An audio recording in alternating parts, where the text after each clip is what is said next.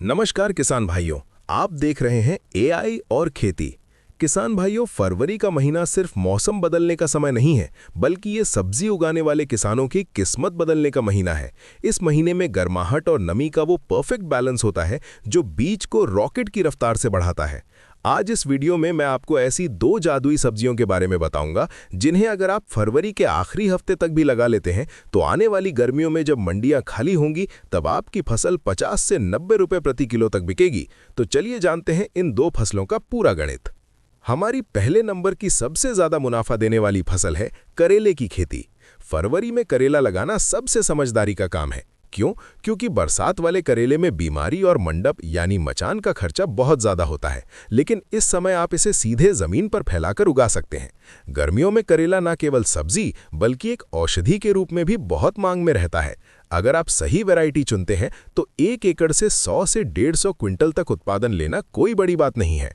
मुनाफे की बात करें तो करेला आपको 30 से 50 रुपए का औसत मंडी भाव बड़े आराम से दे देता है।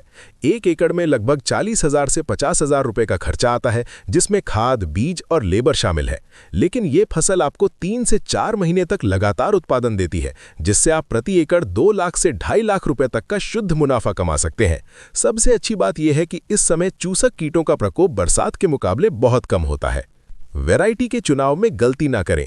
आप सिंजेंटा की लिटिल चैंप यानी छोटू करेला, वीएनआर की नंदिता या आकाश और ईस्ट वेस्ट की प्राची जैसी हाइब्रिड किस्मों का चुनाव कर सकते हैं।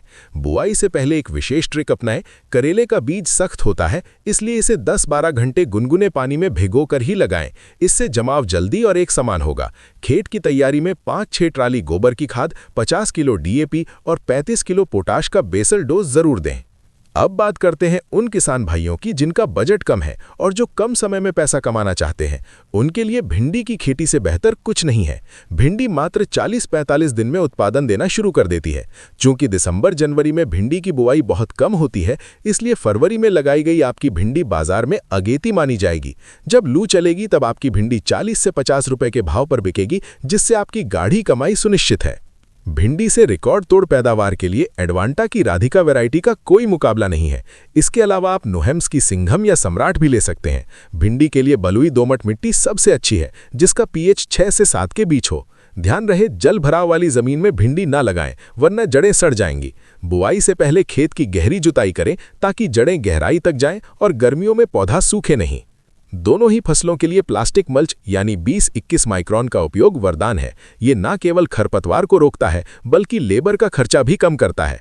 खाद के रूप में आखिरी कल्टीवेशन से पहले 500 ग्राम कार्बेंडाजिम प्लस मैनकोजेब यानी साफ जरूर डालें, ताकि जड़ से संबंधित बीमारियां जैसे नीमेटोड ना आए। बेड बनाकर खेती करना सबसे वैज्ञानिक तरीका है। इससे पौधों को बराबर हवा और प्रकाश मिलता है और सिंचाई का प्रबंधन भी आसान हो जाता है। किसान भाइयों, खेती घाटे का सौदा नहीं है, बशर्ते आप सही समय पर सही फसल चुनें।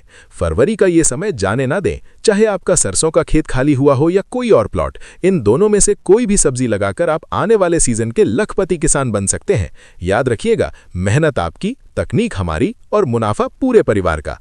अगर जानकारी अच्छी लगी हो तो वीडियो को लाइक करें और कमेंट में अपनी पसंद की सब्जी का नाम जरूर लिखें। मिलते हैं अगले वीडियो में। जय जवान, जय किसान।